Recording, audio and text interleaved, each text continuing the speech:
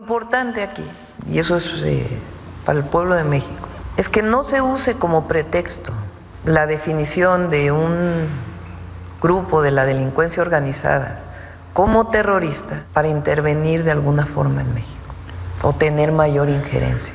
No tenemos la información oficial o pública que diga por qué entró esta familia. O sea, hay una política de ellos de no negociar con terroristas. Pues que informen. Si están llegando a un acuerdo, ¿cómo es que lo hacen? Buenas noches, gracias por brindarnos el honor de su sintonía. Sí, la presidenta Claudia Sheinbaum advirtió a Estados Unidos no utilizar la clasificación de grupos de la delincuencia organizada como terroristas para intervenir de alguna forma en México, aunque dijo que serán las autoridades en ese país las que determinen las sanciones contra Pedro Insunza Noriega y Pedro Insunza Coronel, acusados de narcoterrorismo. Además, pidió al gobierno estadounidense explicar si hubo un acuerdo con los 17 familiares de Joaquín El Chapo Guzmán para entregarse al FBI. Pues recordó que Estados Unidos dijo que ellos no se ponen a negociar con terroristas. Y luego de esta solicitud de información, el presidente del Senado, Gerardo Fernández Noroña, dijo que no hay inestabilidad en la relación con Estados Unidos y señaló que desde el Senado respaldarán a la presidenta, ya que evidentemente existen contradicciones en este tema. Además, consideró prudente que dentro de la coordinación y colaboración que existe entre ambos países se informe a México sobre estas acciones. Porque efectivamente hay una contradicción, como ella misma lo plantea. Dice que son grupos narcoterroristas y los recibe, pues ya no entendemos nada, ¿no? Entonces creo que dentro de la coordinación y colaboración sí debería informarse al gobierno de nuestro país. No genera ninguna inestabilidad. La compañera presidenta ha solicitado que se informe sobre el tema. Ni inestabilidad ninguna, pero ninguna. Por su parte, el Departamento de Justicia de Estados Unidos informó que va contra todos los líderes de la facción de los Beltrán Leiva y otros capos del cártel de Sinaloa. Entre los señalados están Iván Archibaldo Guzmán Salazar, alias El Chapito, Ismael Zambada Sicairos, alias El Mayito Flaco, Fausto Isidro Mesa Flores, alias Chapo Isidro, y Óscar Manuel Gastelum, alias El Músico. En la Comisión Permanente del Congreso de la Unión, el PAN demandó que la gobernadora de Baja California, Marina del Pilar, solicite licencia a su cargo y deje la presidencia de la Conferencia Nacional de Gobernadores hasta que se esclarezca el retiro de su visa estadounidense, al señalar que podría estar bajo sospecha por algún delito, mientras que la morenista Julieta Ramírez dijo que se debe pedir información a Estados Unidos y que de nada sirve hacer suposiciones. A la CONAGO no le toca aguantar el escándalo de Marina del Pilar. Marina del Pilar se tiene que retirar. El Congreso también tiene que analizar seriamente sacarla de este cargo, aunque sea mientras se investiga. A las autoridades de Estados Unidos hay que exhortarles al diálogo y a la coordinación en cuanto a las medidas que están dispuestos a tomar y también a compartir la información. Al tiempo que la presidenta Claudia Sheinbaum dijo que no hay motivos para que Marina del Pilar no participe en las mesas de seguridad de Baja California, como lo pidió el PAN en el estado tras el retiro de su visa, señaló que no es que Estados Unidos no quiere informar, sino que tienen reglas sobre el visado, el cual es un asunto privado según la embajada estadounidense. Agregó que se debería informar solo si es un tema político o de otro tipo. Y la gobernadora de Baja California, Marina del Pilar, respondió, dijo el día de hoy, que no es necesario tener visa para ejercer su cargo ni para presidir la CONAGO. Reiteró estar tranquila, no tener cuentas bancarias en Estados Unidos y que continuará trabajando en temas binacionales desde su posición. A ver, en ninguna parte dice que un gobernador tiene que tener visa, en primer lugar. Hay millones de mexicanas y mexicanos, de baja californianas y baja californianos, que han vivido sin visa toda su vida. Entonces, yo estoy muy tranquila y vamos a seguir adelante y continuar con la agenda como lo hemos hecho. Continuaré al frente de la CONAGO hasta los tiempos que estipula la propia CONAGO. Eso es todo lo que les puedo decir, no hay más, porque es todo lo que sabemos. Y el gobernador de Tamaulipas, Américo Villarreal, desmintió los rumores sobre que a él también le revocaron la visa estadounidense, luego de que ayer se desató la controversia en redes sociales y después de que la vocería del Estado primero calificó la información como falsa y luego señaló que no estaba confirmado por ninguna autoridad y pidió evitar difundir rumores. Desde Tampico, el gobernador cuestionó las fuentes de las personas que manejaron dicha información. Yo vi esta condición que se dio el día de ayer a través de redes sociales y pues bueno, habrá que preguntarle a quienes están manejando esas redes sociales su conocimiento de esa fuente de información. Yo lo único que les puedo decir es que a título personal yo no he tenido ninguna notificación en ese sentido. Y este miércoles, el Pleno de la Comisión Permanente guardó un minuto de silencio como homenaje al expresidente de Uruguay, José Mújica. Sin embargo, esto fue motivo de un intercambio de acusaciones entre la senadora Lili Téllez y el coordinador de la bancada morenista, Adán Augusto López. Por un lado, Téllez aprovechó para exhibir la supuesta austeridad de Morena, además de exigir cuentas a López Hernández, y él le respondió. ¿Cuánto costó su primera clase a París después de que Sheinbaum dijo que guardaran austeridad? ¿Con qué cárteles está usted asociado para haber dejado a Tabasco? No, mi apellido Téllez, yo no estoy asociado a ningún cártel, mi apellido López, dejó a senadora. Tabasco en un nivel de violencia brutal. ¿Y con qué cárteles también hizo acuerdos que dejó a todo el país, después de ser secretario de Gobernación, en los niveles de violencia sin precedentes en México? Yo no he viajado a París desde hace como 3 o 4 meses, que acudí a visitar a mi hijo para su información, que estudia por allá. Entonces, ¿para qué pregunta? Pido a la bancada de Acción. Declaro un receso de 10 minutos y pido a la bancada de Acción Nacional que ponga orden, si no quiere que demos por terminada la sesión.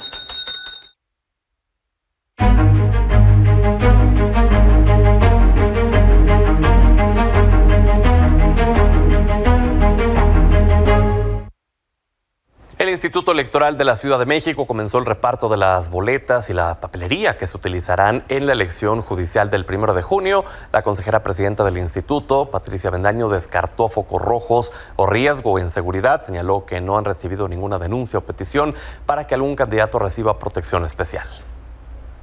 Ninguno, nosotros no lo observamos y me refiero básicamente a la operatividad de las casillas. También se está considerando dentro de este convenio de colaboración con el INE, con el Gobierno de la Ciudad de México, para que en caso de que hubiera alguna circunstancia de esa naturaleza, pudiéramos nosotros brindarle a través de ellos las garantías de seguridad de su participación en esta elección. Día 47 de las campañas rumbo a la elección judicial. Van 47 días de campañas al Poder Judicial y mientras se acerca el día de la elección, algunos de los candidatos han enfocado su discurso en el argumento de que quien resulte electo debe hacer justicia, no política. Que una persona no llega a la corte a hacer política. Todos tenemos posiciones personales y podemos tener simpatías o antipatías a determinados movimientos políticos, pero no se llega a una corte a hacer política. Quiero decirte que nuestro país necesita firmeza, capacidad y empatía, porque detrás de cada expediente hay una historia de vida de una persona que está esperando justicia. Otros incluso han presumido que ya hicieron sus declaraciones patrimoniales y de intereses de forma adelantada, como una muestra de honradez y transparencia. Oye, rápido, quiero comentarte que el día de hoy presenté mi declaración 3 de 3 ante el Comité de Participación Ciudadana del Sistema Nacional Anticorrupción para que conozcas el origen de mi patrimonio. Otros candidatos siguen apostando a las redes sociales, siguiendo tendencias, algunas ya pasadas de moda, con el objetivo de dar a conocer su perfil a la ciudadanía. Con Yaney. Profesión, abogada. Mi licenciada es la más hermosa de todas, ¿no? Canción que te representa, creo en mí. Puesto por el que contiendes, juez de distrito en materia administrativa en la Ciudad de México.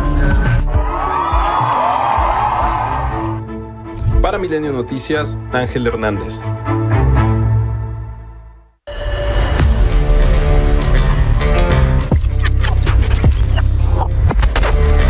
Es miércoles de Política Joven. Está con nosotros Amanda Romano, Camila Martínez, Sofía Otero y Manuel Pedrero. Bienvenidas, bienvenido. Gracias.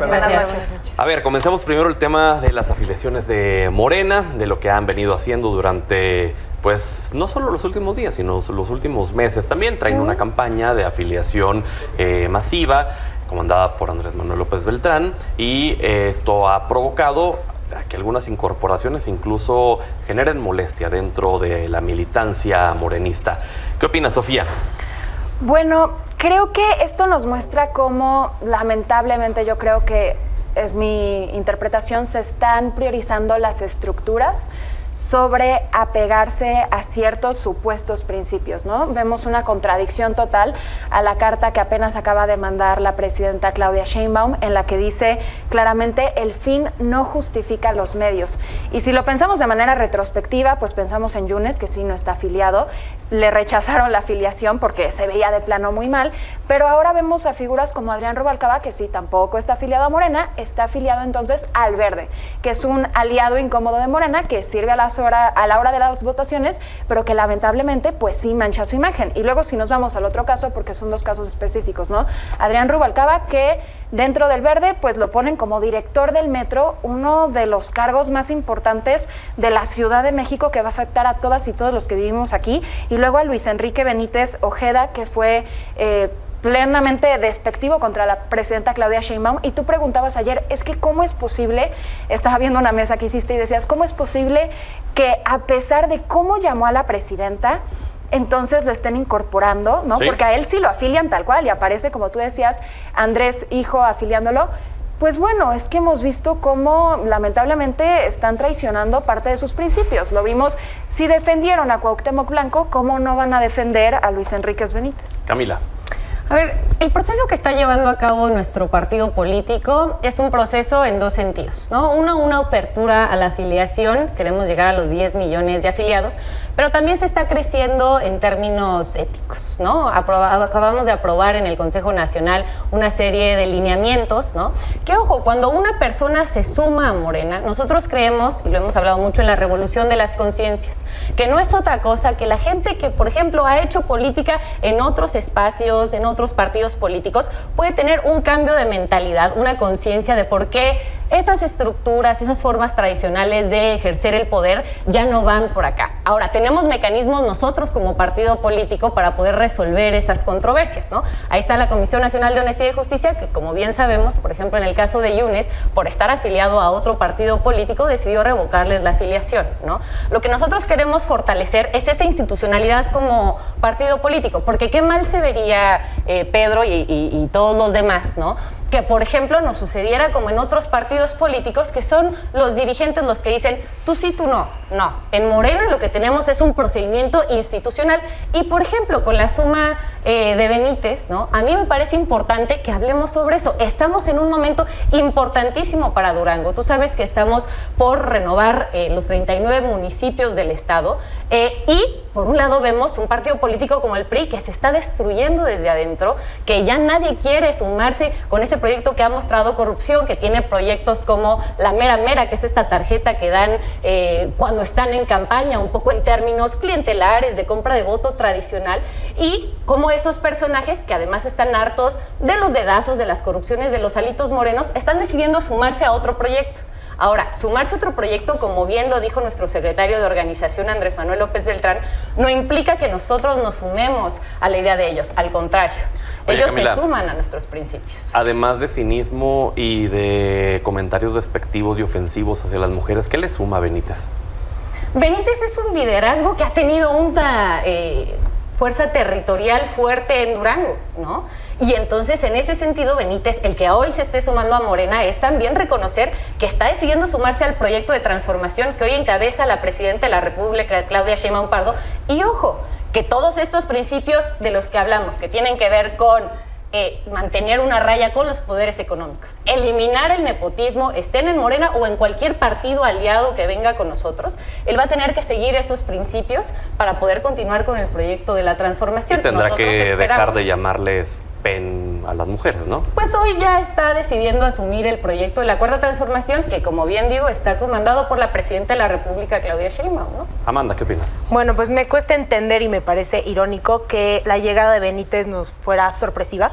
Todos sabemos que la mayoría de Morena era priista, más del 50% de sus gobernadores tienen un pasado priista. El PRI no se destruyó, se volvió más guinda, ¿no?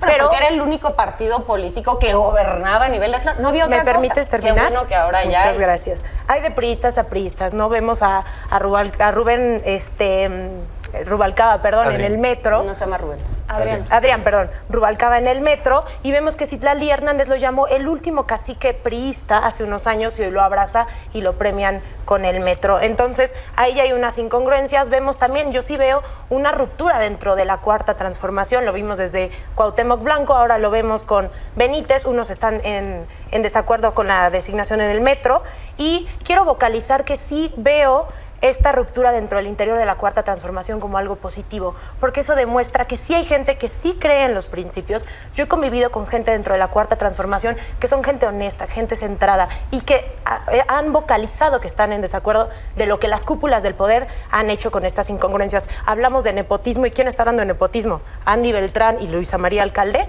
tantita congruencia. Que ahora no están cumpliendo. A ver, yo creo que, por ejemplo, dos cosas. Para hablar de nepotismo, primero hay que entender qué es el nepotismo, ¿no? Okay. Y cómo, por ejemplo, a ver, legalmente hoy lo que hay en la Constitución, tú tienes que comprobar que haya un uso indebido del espacio donde estás o de los recursos económicos que tienes para favorecer a alguien en un cargo. ¿Qué es lo que aprobó Morena? Te explico. Que fue el único partido que lo está aplicando desde ella. Yo sí haría un llamado al resto de los partidos políticos a que lo sumaran. Ya no puede haber candidatos ni a presidencias municipales ni a gubernaturas, ¿no?, que sean familiares hasta en cuarto grado de quien hoy ejerce ese encargo. Ojo, Morena decidió aplicarlo desde este año. Ya en las campañas de Durango y Veracruz no va uno solo. ¿Qué estamos viendo, por ejemplo, con el PRI? Su candidata de Lerdo, ¿no?, es la esposa del presidente. Pero ese llamado tendría que, para empezar, el PT y el Verde acatarlo. No, claro, pero sí, claro. Fíjate, interesante eso que lo retomes. No solamente aplica para nuestro partido político, sino también para los partidos con los que vayamos en coalición. Es decir, en el caso que en 2027, por ejemplo, el Partido Verde o el PT o cualquier partido político quisiera poner una persona que no cumple con estos requerimientos en contra del nepotismo, ¿no?, no podrían ir en alianza con nosotros. Tendrían que ir, ¿no?, solos. Entonces, es importante tener esa parte como muy identificada. La otra cosa que yo sí quiero dejar clara es el tema de la revolución de las conciencias, ¿no? O sea, ¿qué pasa si nosotros creemos que de repente vamos a sacar gente de Marte para que vengan a votar acá e impulsen el proyecto de la Cuarta Transformación? Eso no va a suceder. Lo que hay que hacer es un tema de pedagogía política, ¿no? No solamente estoy hablando con las dirigencias, ¿no?, o con los liderazgos, también con la gente de base que durante muchos años confió en el PRI, que en su momento pudo haber sido un partido social, luego se volvió un partido neoliberal. Ahora darles una oportunidad de un partido distinto que pone principio a la gente, que apoya los programas sociales, que mejora los salarios mínimos. Eso es lo importante para que se puedan sumar. Vamos con Manuel, porque ya está desesperado por querer participar. Al contrario, Manuel, a ver qué opinas. No, hombre, es tiempo de mujeres, yo muy atento a lo que se dice. Es una paradoja. El gobierno federal, el gobierno de la presidenta Claudia Sheinbaum, tiene 85 puntos de aprobación, y si hoy fuesen las elecciones, Morena tendría nada más el 52% de los votos. Es decir, entre gobierno y partido hay una diferencia de casi 30 puntos porcentuales. ¿Dónde está ese 30% que está dispuesto a aprobar a la presidenta, pero que no está dispuesto a aprobar el partido? Retomo bastante, Juan Gabriel, pero qué necesidad, porque esta adquisición, fichaje, que ni lo considero fichaje ni adquisición, termina pegando por más, por más local que sea el tema, en este caso de Durango, que ni siquiera es la renovación de la gubernatura, sino elecciones municipales, tiene impacto desde Tijuana hasta Quintana Roo, porque son un asunto de no un tema aislado, sino una repetición en varios focos que han sentido bastantes militantes de Morena. Vámonos a los términos aritméticos. Si Morena gana Durango Capital, que es en teoría la adquisición de Benítez, que va realmente bastante mal en el estado, en la capital de Durango, tienes un problema. Si gana Morena, te toca gobernar con él. Y si pierde Morena, ahora te lo quedas. Entonces, el pragmatismo, la esencia de la palabra pragmático, es que te debe de ser funcional. Y en ambos casos te estás comprando lepra que eventualmente puede infectar a otras estructuras del partido. Creo que Andrés Por Manuel... ejemplo, la propia senadora Margarita Valdés sacó un comunicado pidiendo a la Comisión de Honestidad y Justicia que no lo acepte. Sí. Y tiene derecho ella a tener sus quejas. Pero aquí no es un tema de quién me cae bien, quién me cae mal. Es un tema de que si ella tiene, digamos, alguna queja, se la presente, ¿no? formalmente. Okay. ¿no? Siento que hay un tema con el tema, las prioridades, la jerarquía de las prioridades de la dirigencia de Morena es lo que esencialmente a mí me hace ruido. Por ejemplo, el tema de Andrés Manuel López Beltrán tomándose la foto, bueno, quien sigue política sabe que Andrés Manuel López Beltrán solamente usa Instagram, no usa Twitter, no usa otras redes sociales, o sea, está bastante focalizado. Y hasta que subió ese video, fue la primera vez que subió un video ya hablando él formalmente como secretario de organización para anunciar la incorporación de este señor Benítez. A mí me preocupa que se establezca un precedente peligroso que es, sí, uno puede insultar al presidente de la República, puede acusarlo de tener nexos con el narcotráfico, como en algún momento lo hizo, puede insultar en ese momento a la candidata y hoy presidenta, y si cuenta con apoyo y estructura territorial, eventualmente puede ser incluido por esta política de puertas abiertas. Eso no solamente es un mensaje para dentro de Morena, sino también para todos los priistas que aún siguen en el PRI y para todos los panistas que aún siguen en el PAN, que si eventualmente no van bien en algunos estados, como pretende ser Durango, ahí está la puerta abierta a pesar de todo.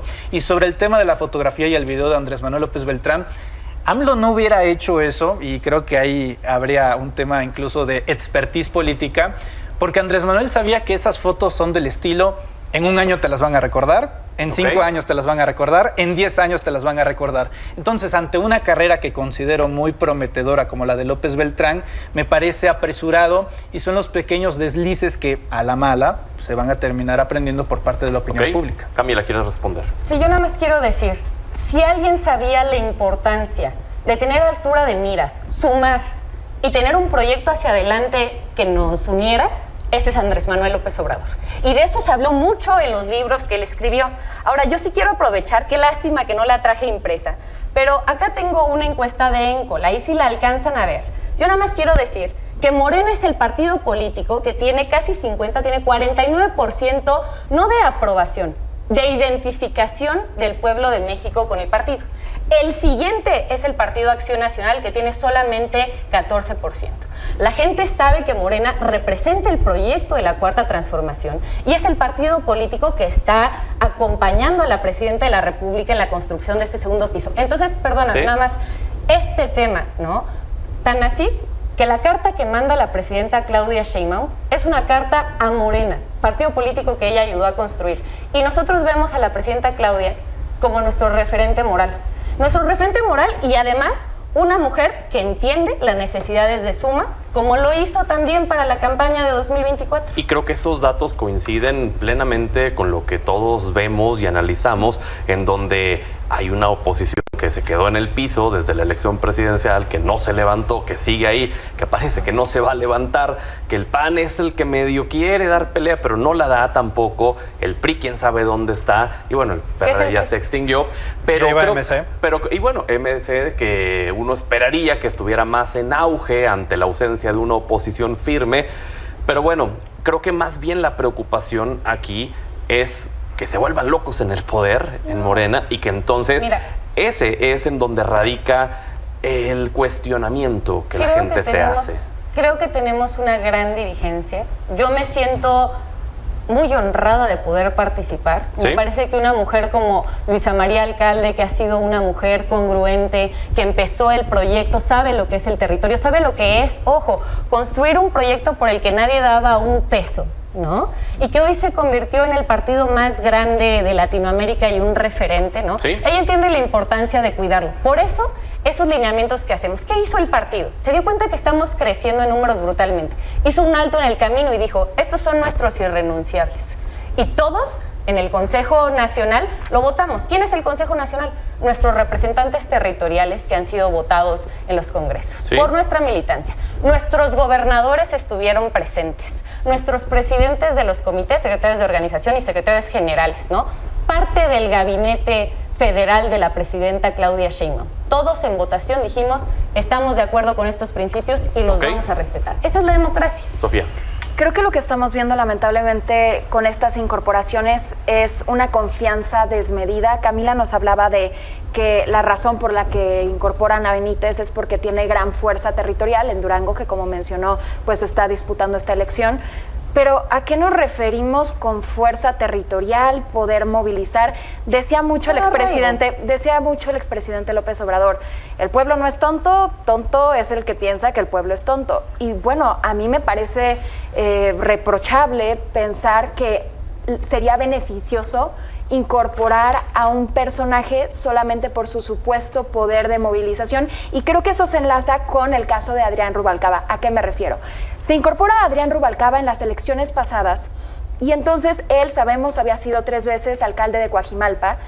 ¿Qué población tiene Coajimalpa? Alrededor de 200,000 habitantes. ¿Por cuántos votos ganó? Arrasó Clara Brugada en la capital del país. Por más de 643,000 votos. Entonces, incluso si Adrián Rubalcaba mágicamente, que no es el caso claramente, pudiera controlar las mentes de todos los votantes de Coajimalpa, aún así los votos que le habría dado no eran necesarios para que Clara ganara, ¿no?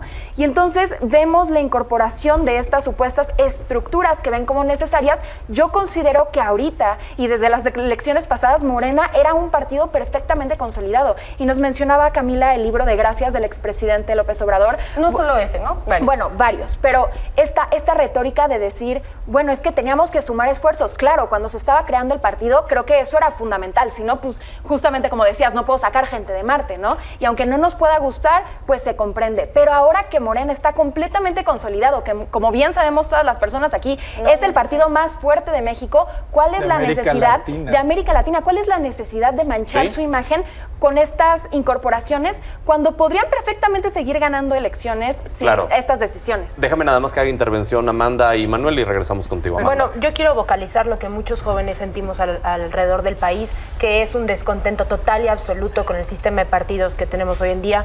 Yo no estoy defendiendo al PRI en lo absoluto ni al Movimiento Ciudadano. Considero que todos los partidos hoy en día son sumamente incongruentes. Hoy me siento contenta de no ser secretaria de comunicación de ningún partido porque son indefendibles.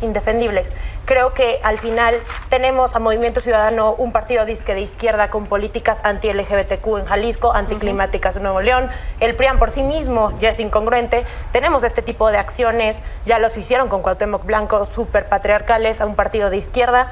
Entonces, cuando yo digo que soy apartidista, no me refiero a que no hay un partido que me represente, es porque hoy en día no hay un partido que se represente ni a sí mismo. Manuel. Una crítica propositiva a la presidenta Claudia Sheinbaum. Cuando se hizo esta crítica a Adrián Rubalcaba, ella dijo, ahí está el libro, gracias, ¿no? Y yo me sentí como en catecismo cuando preguntas, oiga, pero esta parte de la Biblia como que no está muy claro, ahí está, léelo, ¿no? Es como una especie de regulador de cómo se estableció, o lo dijo en su momento López Obrador, entonces debe de haber un eje rector de conducta por parte del partido. Sí, el problema está en que el propio López Obrador decía prohibido prohibir, ¿no?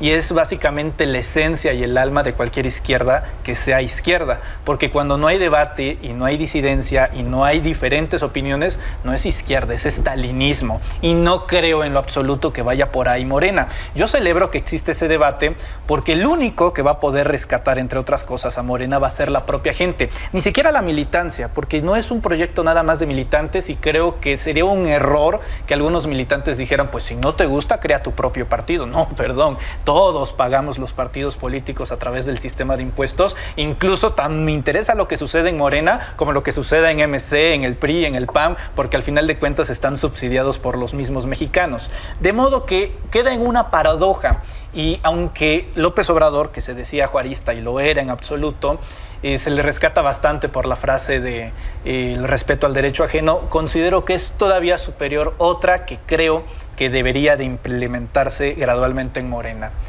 Hay que luchar con lo que podamos hasta donde tengamos. Es esencial. Hay derrotas muy dignas y victorias muy vergonzosas.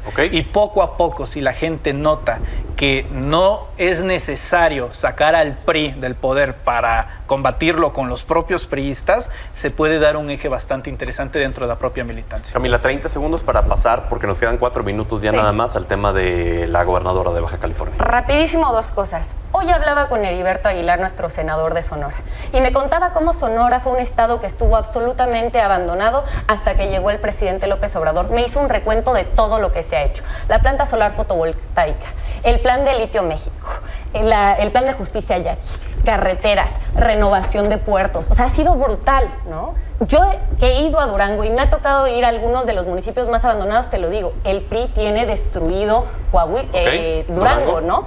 Y va a ser muy importante este proyecto de la Cuarta Transformación. Ahora sí te digo, en 2022, un poco tú decías, Morena ya está consolidado. En 2022, el nivel de violencia y de operación que se dio desde el gobierno del Estado, ¿no? Para impedir que Morena pudiera llegar al poder como quería la gente, fue brutal. Nosotros sabemos que la campaña que tenemos que hacer y las elecciones del 1 de junio, tenemos que tener una votación arrasadora del pueblo y sobre todo una gran defensa del voto. Nos queda ya prácticamente menos de un minuto para cada quien. El caso del retiro de la visa, por favor. Bueno, pues todavía no tenemos certeza, ¿no? Y no sé qué tanto ayudaría a la especulación. Puede ser desde un tema administrativo. Te quitan la visa por pasarte un alto, vaya. Lo interesante aquí es que primero se lo quitan a su esposo, luego a ella. Entonces podría ser un tema de presuntamente, no tenemos absolutamente nada confirmado, si él hubiera hecho algo incorrecto, desde pasarte un alto hasta tener una investigación, bueno, que eso hubiera impactado con la gobernadora. Yo creo sinceramente que habrá que esperar. Camila. A ver, yo creo que esto se enmarca en una serie de narrativas que ha querido hacer el gobierno de Estados Unidos para desprestigiar a México. Primero dijeron que nuestros migrantes eran abusadores sexuales. Luego que si nuestro gobierno tenía vínculos con el narcotráfico, cuando el ejemplo que usaban era el de Genaro García Luna, de gobierno panista. Ahora están diciendo que si hay un déficit comercial, que si el gusano barrenador, ¿no? Y lo que estamos viendo es que no dan la información. Yo creo que ahí tendríamos que juntarnos todos los mexicanos para exigir que quede claro y no ver a una oposición, ¿no? Que pensando que va a sacar algún tipo de raja política de estas dinámicas que está generando que ya Estados pidió Unidos, el PAN van a que se separe sacar la gobernadora ellos ventaja, ¿no? La verdad me parece una tontería y una vez más vemos cómo prefieren ellos tener un mínimo triunfo con Morena que garantizar la soberanía nacional. Amanda. Lo mismo al final es pura especulación. Obviamente la oposición está tratando de sacar raja política, patadas de ahogado como llevan haciendo. No creo que sea un tema del gobierno de Estados Unidos, es más, creo que de la oposición aquí, pues que hicieron muy grande esta noticia, pero lo que sí tenemos que garantizar es que una vez que se sepa la información, se transparente al pueblo para saber realmente qué pasó. ¿Es realmente trascendente que le quiten la visa a una Yo la verdad gobernadora? no creo, si es que fue por algo menor, si es algo mayor, se tiene que transparentar y entonces ya podremos juzgar. Manuel. Se la quitan al esposo y por protocolo se lo tienen que quitar a los familiares, eso como resaltar. Son una chulada los gringos, le quitan la visa a la gobernadora y le acaban de entregar 17 visas a la familia del Chapo Guzmán. Que eso fue una ironía que hoy se platicó, ¿no? En la conferencia. O sea, combatimos... Ahí sí, que nos expliquen por qué. Si ellos han cuestionado tanto al gobierno de México, ojalá ellos nos expliquen por qué. Han declarado que los narcotraficantes son terroristas y con los terroristas no se negocia, pero sí le regalamos 17 visas, Justo. Pues bueno, habrá que esperar, que también decía la Embajada de Estados Unidos, es un tema de seguridad interna, no se puede revelar la información, es de carácter privado, entonces... Pues quién sabe. Y si estuvieran investigando a Marina del Pilar, lo más inteligente sería que no le hubieran quitado las visas para que cuando viaje de shopping a Estados Unidos, pues la detuvieran ahí, ¿no? Entonces, si fuera ese tipo de asunto, como ya se ha manejado antes, pues lo lógico sería que se las mantuvieran para luego ahí aprenderlos. Claro, y más en una comunidad interconectada como Tijuana y San Diego. Claro, cuestión de tiempo. Pero bueno, gracias por haber estado con nosotros. Gracias. Vamos a la pausa. Gracias.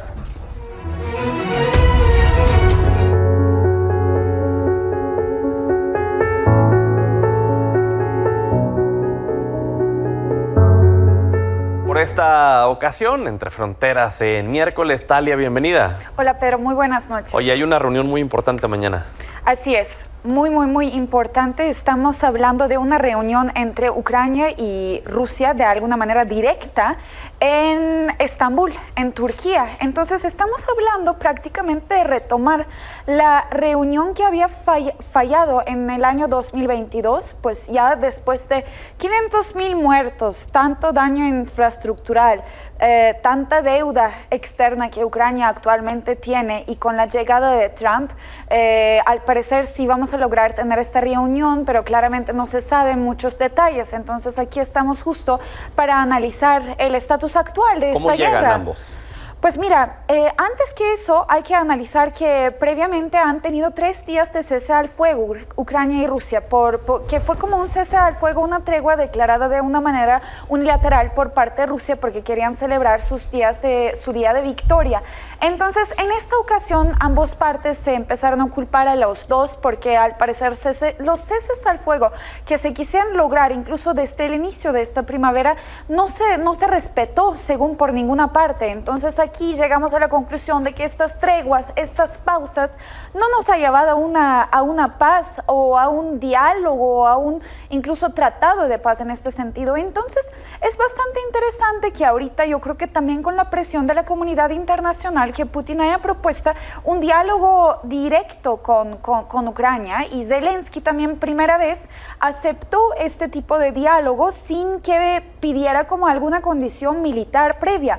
Sin embargo, hoy vemos que la delegación rusa ya está confirmado y al parecer Putin no va a ir. Digo, eso sí fue como algo que se podría esperar porque es muy difícil en esta ocasión que Putin salga, que Putin asista en esa reunión, porque estamos hablando de un líder que fue como de los más buscados en estos como 3 años de la guerra activa. Pero Zelensky al parecer sí va a ir. Él dijo que su única condición sería ver a Putin cara a cara, pero pues también ya sabemos la postura de Putin, que él nunca reconoció a Zelensky. ¿Pero está en condiciones Zelensky de exigir? Yo diría que no. Porque, exactamente. Y mi otra pregunta sería, después de la reunión que tuvo con Trump, ¿no quedó más debilitado todavía, al menos en imagen pública? Actualmente Zelensky está en una situación muy debilitado, entonces yo creo que no le queda más que ir o no le queda más que mandar una delegación mucho más fuerte en esta ocasión. Por eso digo, ya ni siquiera está poniendo condiciones, nomás yo creo que se queda en el discurso todo lo que está diciendo, porque incluso actualmente el territorio prorruso de Ucrania pues ya está siendo ejecutado por parte de Rusia. Estamos hablando más del 75% de estos territorios. Ya incluso Trump quiere que cedan estos territorios porque Estados Unidos también cambió drásticamente su política exterior. Entonces, ¿cuáles serían, digamos, los acuerdos probables que se podrían dar para que esto ya pudiera terminar? Pues ojalá haya algún acuerdo, porque Rusia está mandando la misma misión diplomática que había mandado en 2022. Ahorita yo creo que va a ser muy importante porque Marco Rubio también va. Entonces, la representación de Estados Unidos, Trump dijo que sí tenía interés en participar, pero si Putin no va, yo dudo que vaya Trump en este caso, pero claramente todos los ojos van a estar allá. Entonces yo creo que sí se podría llegar a algún tipo de acuerdo. Pues Ucrania ya no tiene mucho lujo de poder condiciones. Putin al parecer sí cada día está más abierto a treguas. O sea, a lo mejor no aceptaron cese al fuego de 1 mes, pero eso ya habíamos discutido, porque 1 mes de cese al fuego podría incluso dar ese tipo de empoderamiento estratégico a Ucrania, al bloque occidental. Entonces no es lo mismo, ¿no? Claro. Oye, ya el tema económico posguerra para Ucrania va a ser durísimo. Va a ser durísimo porque incluso ahorita están muy endeudados. Entonces, a final de cuentas, pues eso fue una guerra también de misiles, de mucho aparato militar, de mucho comercio del sector de defensa. Entonces, yo creo que ahorita para Zelensky son tiempos bastante difíciles, y también está el reto de que Rusia incluso nunca reconoció a Zelensky como presidente legítimo porque ni siquiera pudieron tener o sostener unas elecciones. Entonces, ahorita yo creo que Ucrania tardaría aproximadamente entre 20 y 25 años para pagar estas deudas y para recuperar estos daños de infraestructura. Y eso es el mejor caso, si es que hoy se acaba la guerra y si es que ceden territorios y si es que Rusia también acepta cooperar y con Estados Unidos si llegan a algún acuerdo, porque también están los intereses de las grandes potencias.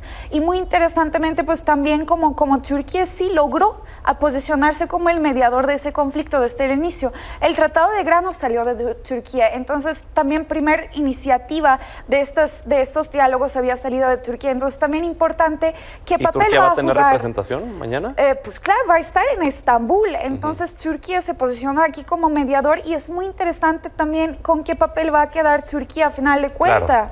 Exactamente, pues bueno, habrá que esperar a ver qué es lo que sucede y ya lo platicaremos contigo. Así es. Gracias, Talia. Muchas gracias. Pausa, regresamos. Regresamos, gracias por habernos brindado el honor de su sintonía esta mañana.